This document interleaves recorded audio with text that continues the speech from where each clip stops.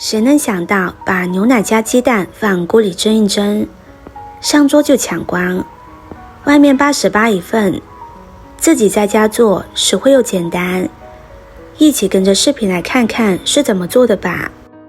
首先准备2盒纯牛奶，倒入碗中备用。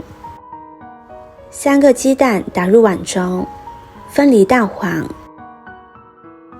蛋清用筷子打散，有的人默默看视频，但他会对屏幕悄悄点个赞，这样的人一定会发大财。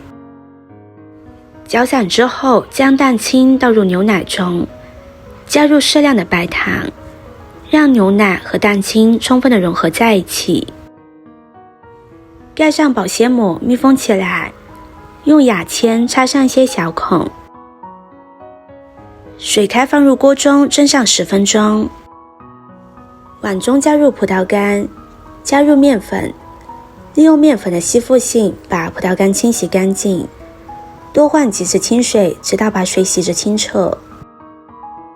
现在牛奶已经蒸好了，放上自己喜欢吃的干果，奶香味十足，爽滑 Q 弹的双皮奶就做好了。